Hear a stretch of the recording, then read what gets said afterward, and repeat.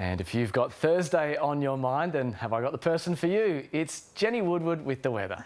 Thanks, Matt. Well, I've just got rain on my mind for Thursday. Hello, everyone. The average rainfall in November for Brisbane is 88 millimetres, and last night there was 121 millimetres in the CBD, which was the heaviest rainfall in 40 years.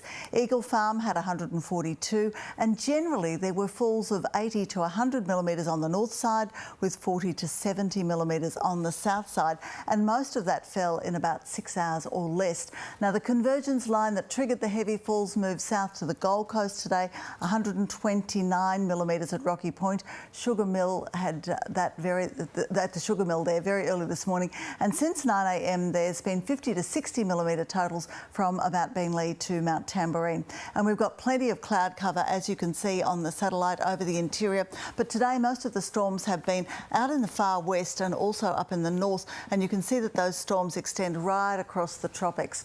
Well, skies were threatening at Palm Cove in the north this morning when Larry was on the beach, while 14-year-old Jamie also had an early start at Springdale Station, which is near Aramac in central Queensland. The sun was out this afternoon at Flaxton, which gave Wendy a great view of the Sunshine Coast, while earlier in the week Marlena spotted a cassowary at Etty Bay, and that's near Innisfail. Well, it's been very steamy on the tropical coast, maximums of 33, 34 degrees, but the minimums 25 to 26 degrees today. And further south, 29 from Gladstone all the way down to Hervey Bay. The coolest this morning, 15 at Applethorpe. Brisbane only had a millimetre or two since 9 a.m. We hit 28 degrees this afternoon, 26 at Redland, and up to 29 in Gatton and Gympie.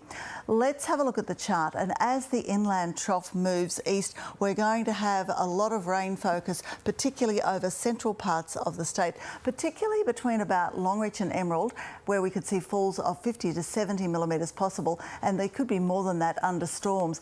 Heavier falls will move east on Friday, and then we'll have some cooler conditions coming along, but then more rain again next week. Let's check interstate now, and showers expected in Melbourne and Hobart, Sydney up to 27 degrees. On to forecast, a very high chance of showers and thunderstorms across the north, severe cells bringing gusty winds and heavy rain on the goldfields south of about Hughenden.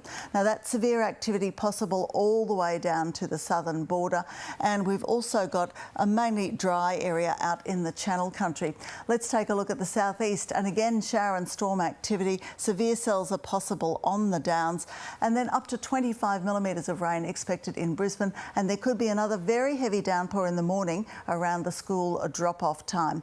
On the bay, north-northeasterlies up to 20 knots by evening, and looking ahead, Friday the wettest with up to 40 millimetres possible, 25 millimetres on Saturday. Still wet, Matt.